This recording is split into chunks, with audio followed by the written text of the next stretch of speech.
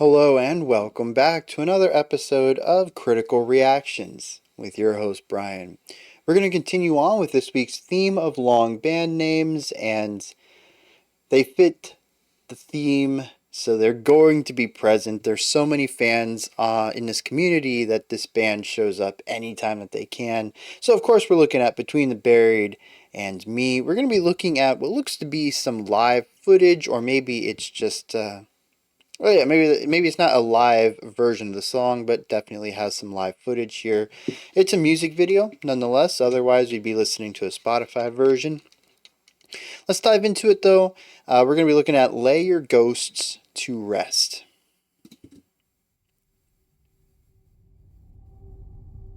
Oh, from Parallax 2. Okay.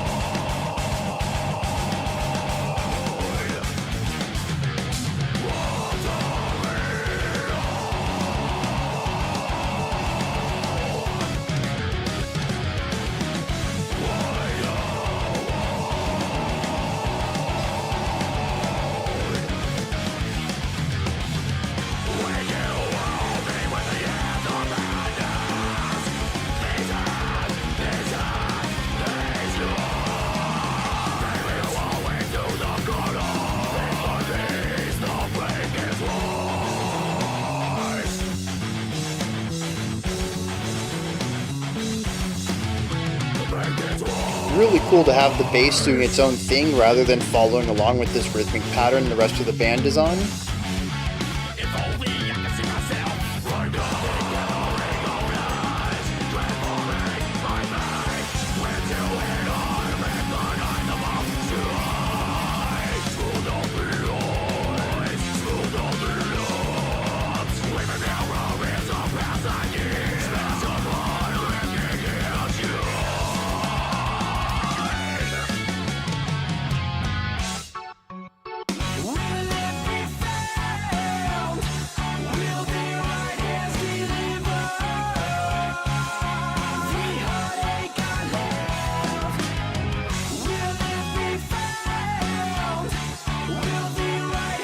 Yeah, very catchy.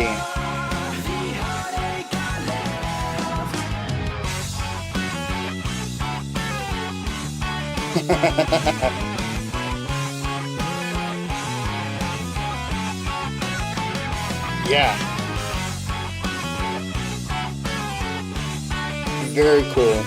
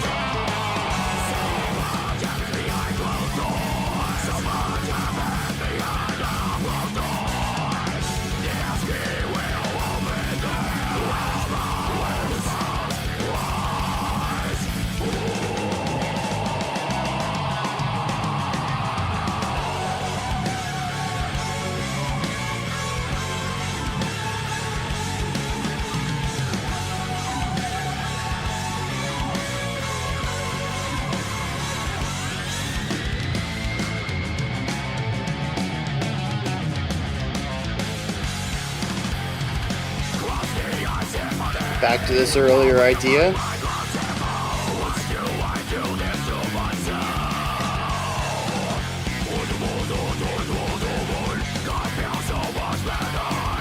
That's something we see a lot. Anytime it goes from his higher harsh to his lower harsh, we get some blast beats behind it.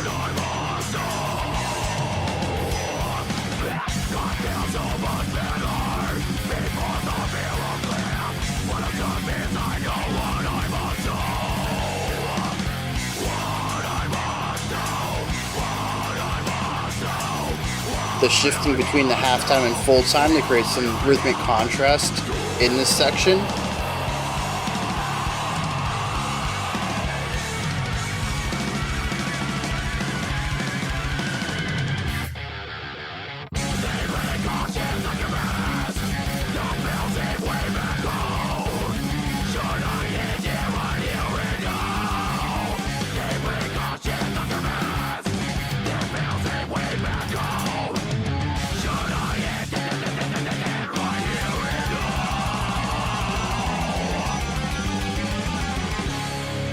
Chromatic atonality for a moment.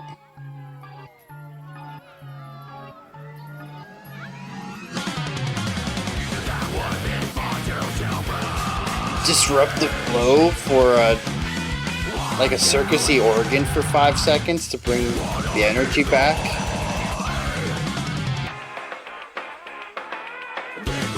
Yeah, it feels like oddity for oddity's sake with some of these ideas.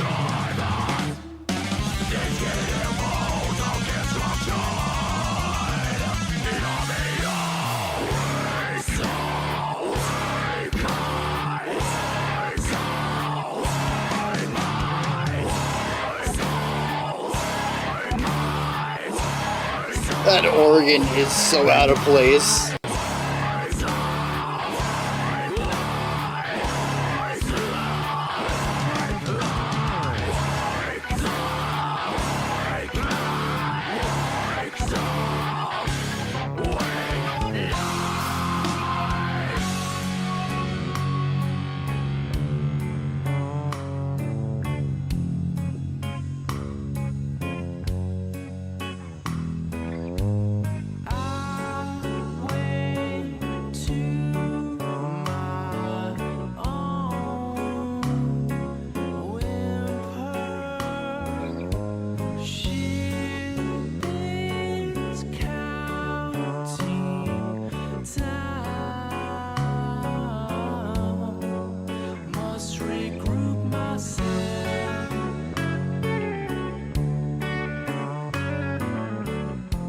Yeah, interesting harmonic ideas, but great vibes here.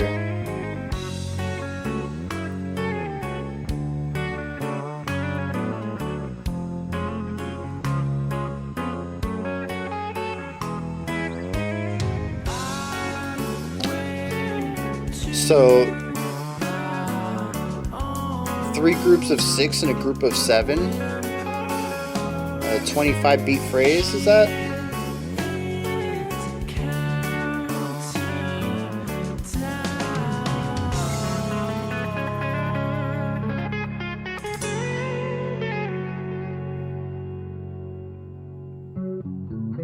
Yeah, fake out ending.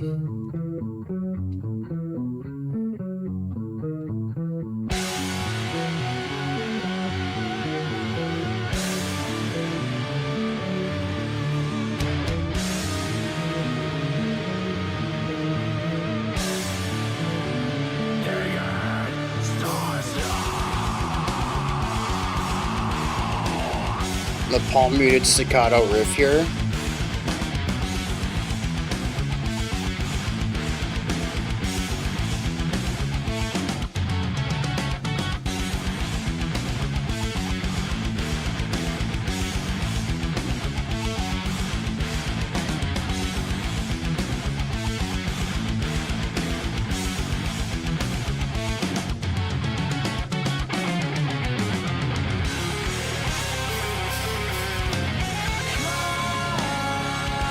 Bringing the chorus back from much earlier.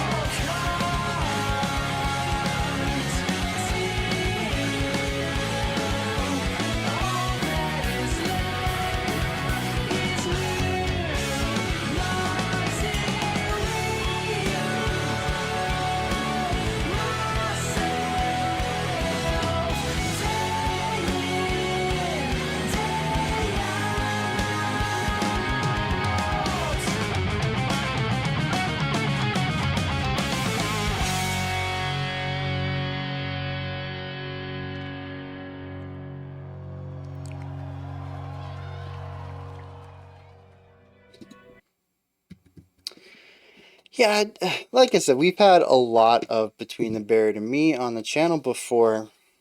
I don't really know what I can say here that's any different than what I've said before. This is very much one of their songs. It has a wide group of eclectic sounds brought together through, just this immense understanding of music theory, particularly chordal and harmonic theory, how best to transition between harmonic ideas, what kind of chords create what kind of feelings, and how to move between those so you don't stick with a specific sound. I mean, across this, we had a very circusy sound, we explored spacey sounds, we had solemnness, we had metal rule of cool stuff. It was all over the place. They had this very uplifting, powerful stuff that we heard in that chorus. And you really have to know what you're doing harmonically, what kind of chords, and not necessarily just the chords themselves, but the progressions of chords to create all of these, and where the overlap is between them, so you can easily transition from one to the other without it feeling like it's out of place. So yeah, just a lot of theory is present here. And it's also just kind of fun on top of all of that. Which, again, that's just Between the Buried and Me. That they're totally serious in their crafting of the song. They're very serious in their craft of performing the song.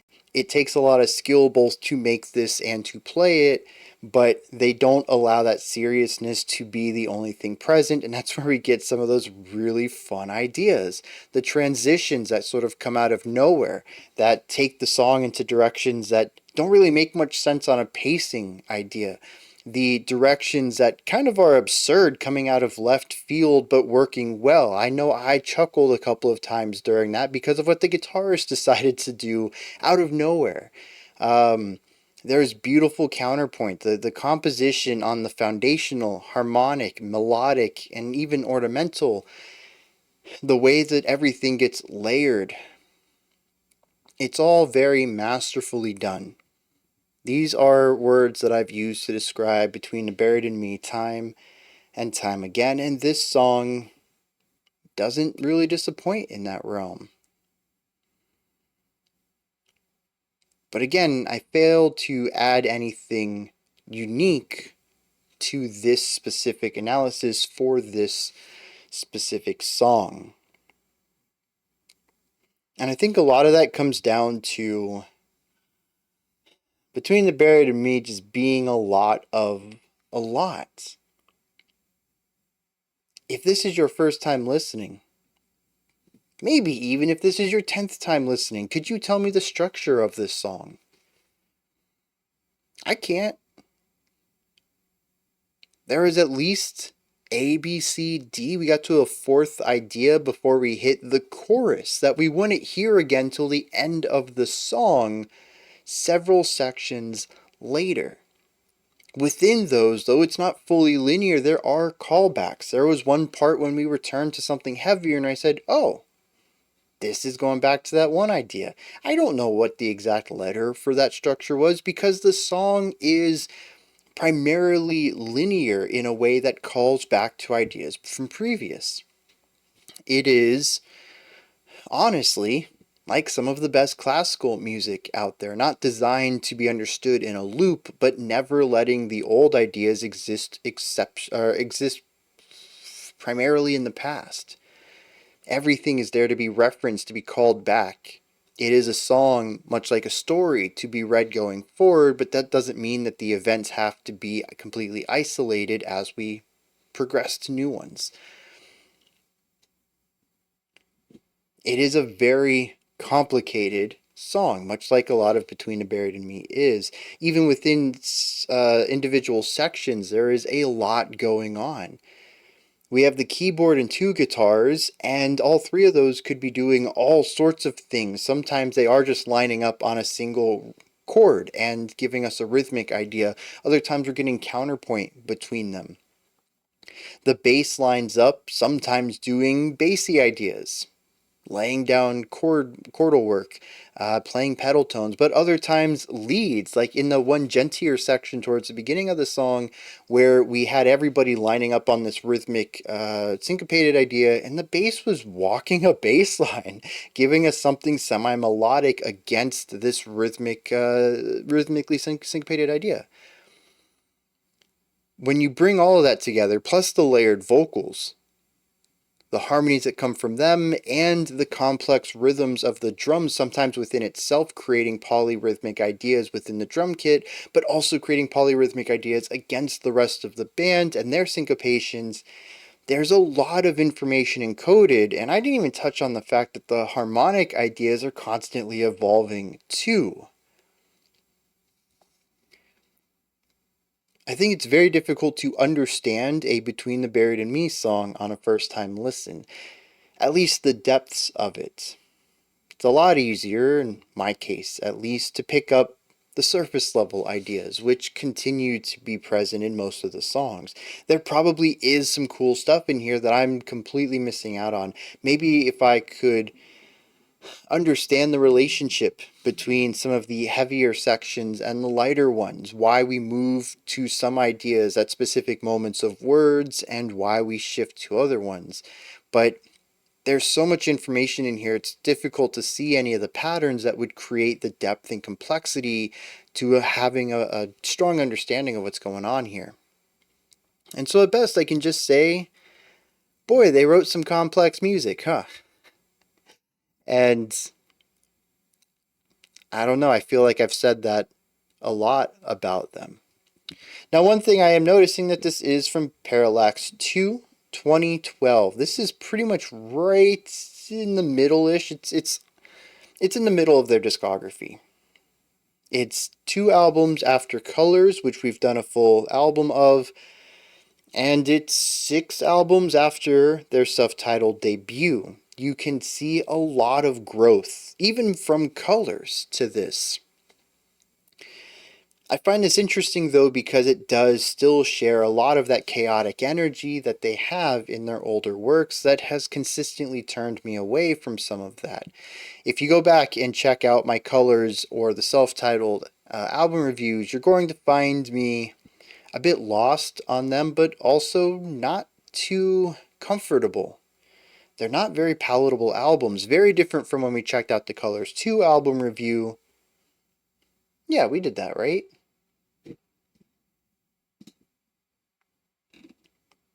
Prehistory, Stare into the Abyss, Fix the Error, Future Shock, Futures Behind. Yeah, I think we did that. Maybe I listened to that on my own. I don't remember now. I have listened to Colors too, though, and that is a massive breath of fresh air to me. It takes the ideas that we saw begin to get presented here of the clean vocals, of the melodic writing, and fully explores them in ways that really work for me. I know multiple times I've been told that I need to listen to their Automata albums, that's probably where I'm going to find the works of theirs that is most appealing to my ears. But I find it interesting that even here I can begin to see the evolution from some of the noisier, chaotic stuff that they started with and refining that chaos and trying to find the music within it. And that's not to say that the chaotic stuff that they started with is bad in any way. It's just that, to me, it's a bit unrefined. There's a lot of really great ideas there. They just don't really come together in any way outside of that chaotic noise, which is really great for that style of writing. But I think, I'm trying to say this in like the least gatekeepery way, but even comparing this to some of the... No, that's not a great way to go about it either.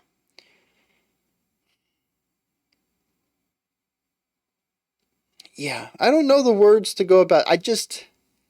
There's a lot of potential I saw in the earlier works, and while I'm sure some people enjoy the chaotic elements of them, the, left field transitions and the rhythmic start and stops, and we've even had some of that in here where we transitioned to a soft thing for 4 beats and then went right back to heavy. It disrupted the flow of the song in a way that, at least to me, was negative. it didn't add to it in any capacity. It was just oddity for oddity's sake, which I think I brought up during the reaction. You don't really hear much of this in Colors 2. Some of you might find that to be a negative thing. I find that to be a bit of to be moving into a mature songwriting. Randomness is neat. Randomness can push music in interesting directions, but it doesn't really make for great music. Not in the large scheme of things. And so you can hear them being very exploratory and expressive and experimental, even on Colors 2, but in ways that elevates what they're writing rather than disrupts it. And I think it's really neat that right here, pretty much in the middle of their discography, you can hear this element, this congruent writing, begin to seep into it. And them really begin to take hold and feel like they're comfortable within these other styles of writing, outside of that chaotic, progressive metalcore stuff that they started on. But at the end of the day, I still think this song is a bit rough for me. It does some really interesting things that I don't really think work. And I consistently found myself waiting for the next thing. And sometimes that next thing really clicked with me. I was like, yes, this is fantastic, but that wasn't how it always happened. Another thing that I think is rather interesting with this track is that, once again, sitting in the middle of what I feel is their evolution of composition, is that this one does focus quite a bit more on the riff. It doesn't view the guitars as melodic instruments. Even though the riffs might be melodic in nature, they are rarely melody. That goes primarily to the vocals. A lot of the riffs tend to be melodic, and where the notes that are chosen mean something. They're not just randomly there. It's not more about the texture or the rhythm. It's about the notes themselves, but they are tight loops. It's more about the ostinato than being a melody, which is a bit more linear. But it doesn't mean that all the guitar work is riff-based. And I found that to be really interesting because as I thought back to a lot of Colors, and as I thought back to a lot of their self-titled stuff, there is a lot of riff work in those. They are very much metalcore albums. Colors, of course, explores a little bit outside of that constraint, but not as much as I would have liked. That was one of my complaints about it, I believe, back when we checked out the whole album. And it's something that I saw here, is that the guitars began to explore a melodic element where they could take the reins from the clean vocals at times and say, okay, I can do this linear melody writing. Give it to me, I'll play it. And I find that to be, maybe this is the point of inflection where Between the Buried and Me shifts from where they were to where they are today.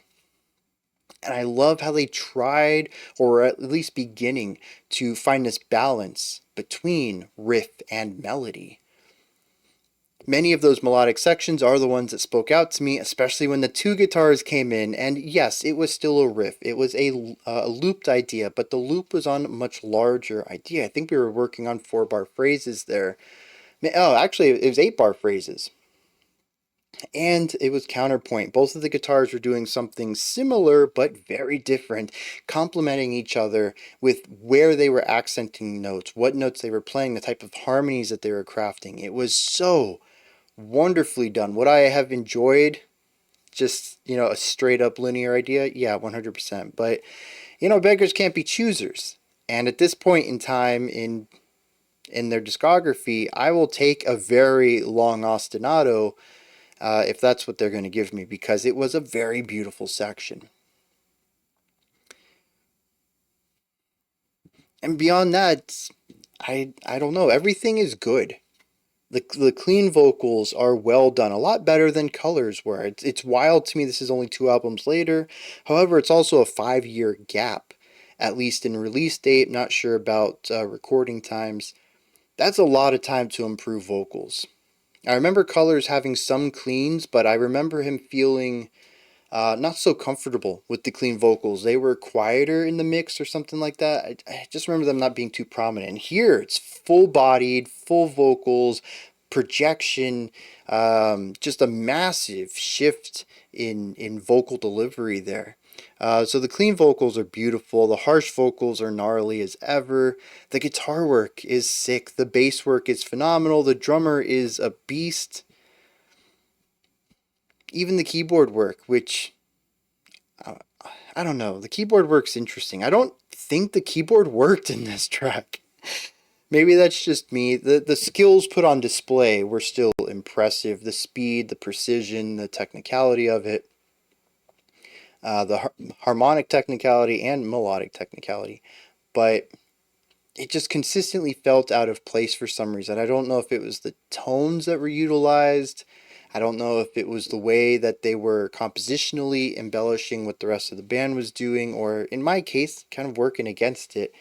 I just never felt like when I heard the keyboard that it was adding anything. It felt like it was just something to do because they have a keyboardist and they need to play, so we'll give them something. It always felt like it was working against everything else. But yeah, so like, it puts me in a weird space, right? Because everybody performed really well. The composition is technical and to the best of their ability at the time, which is still far beyond what most bands do. I don't want to try to take them down a peg or anything. This is still great writing.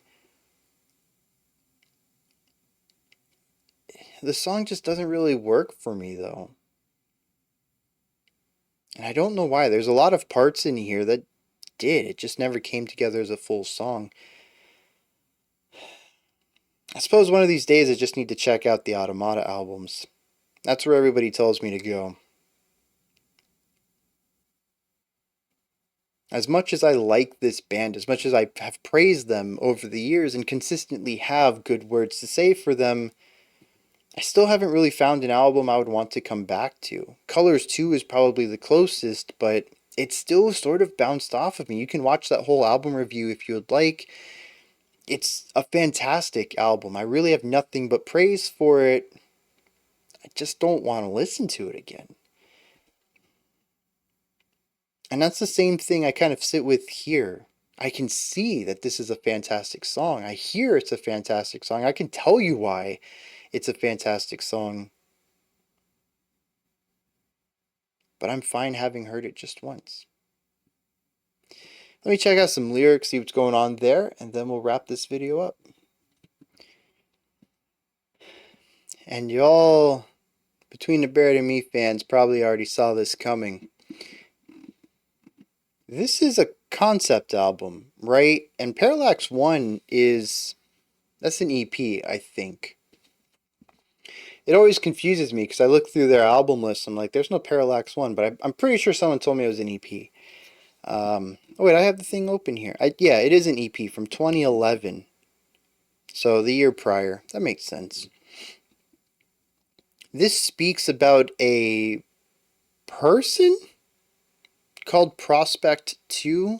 It's a character nonetheless.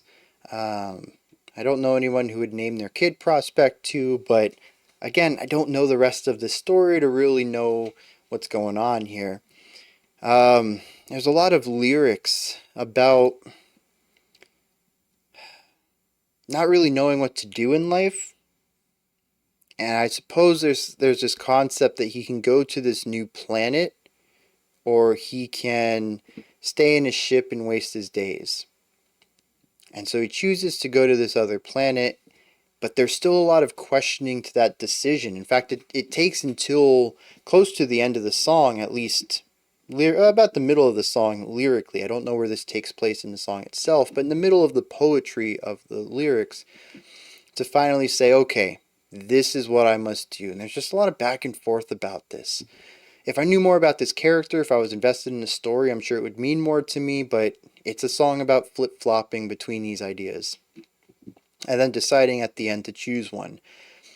Now, there is a second movement to this track, and maybe this is what I felt was a bit of that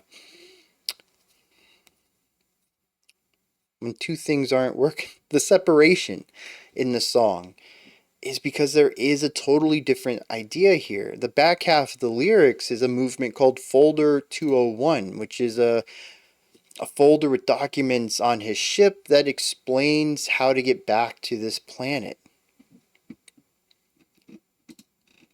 He speaks about how it was written in a language he can understand, that there's brilliance here, but he doesn't quite understand what the instructions are. And then by the very end, he wakes from a dream to the ship counting down, presumably to go to this new planet. And he states, okay, this is it. And this is really interesting because despite being the second movement, we return back to a segment from the first movement, which is that big triumphant chorus. It makes sense then, flip-flopping back and forth, trying to figure out what to do. This decision's made, and it's not even just made, but it is now enacted on it. It cannot be stopped. The ship is moving in this direction now. There is some victory in figuring out what to do, taking steps to do it, and being forced to go through with it. It's an odd type of victory, but a victory over indecisiveness is a victory nonetheless. I do like how, despite lyrically moving in a different direction, exploring this other part of the story, that musically it calls back to a different part of the story. I really like that. And I'm curious how all of it fits together then, because I see the lyrics are a little bit different here at the end. I can see where they were probably copied from and then modified a little bit to fit this narrative here at the end of the track. But I'm curious how that fits into the larger story being told, and how that's powerful, rising up kind of feeling fits there, because it fits perfectly here at the end. I just don't remember it feeling so perfect, I suppose. Back, like 3 minutes in when we reached it, it just felt like another section there. And maybe knowing the context around it will improve the way that I feel about it in some way. And like I said earlier, I mean, it all comes down to the fact that Between the Buried and Me is a lot of a lot. Being confused on a first listen, as many of you have told me, is normal for this band. And maybe familiarity is all I need to really get into them. It's just, there's a lot of music of theirs out there. Take a long time to get familiar with all of it. Many of you, the fans, have had the chance to grow with them, and I think that's really the best way to experience this, rather than binging 12 albums over and over and over for a week or something like that. That'd be multiple weeks. That's a lot of music listening. So I hope y'all feel this was a good video in some way or another. Not a typical analysis video, but these are my thoughts on Between the Buried and Me's Lay Your Ghost to Rest, at least for a first listen of it. What did y'all think? Is there anything that stood out to you? Anything you'd like to add on to what I said or correct me on? Maybe you have your own thoughts, opinions, and perspectives about this track that have nothing to do with anything that I said. Put all that stuff down in the comments section. Above that, in the description box, you'll find a link to Linktree. You can find links to my music, ways to support the channel, a link to the Discord server, and so much more. Above that, if you could, like, subscribe, and ring the bell. I greatly appreciate all three of those. That wraps it up for this one, but we do have another track today for this theme of long band names. If you're interested in that, it's Kilimanjaro Dark Jazz Ensemble. They're another group that we've listened to a few times and continue to slip through my grasp as well. So it'll probably be fun checking them out again. Until next time, though, remember to be critical, not cynical, of the music you listen to, and have a fantastic morning, afternoon, or evening whenever you choose to watch my videos.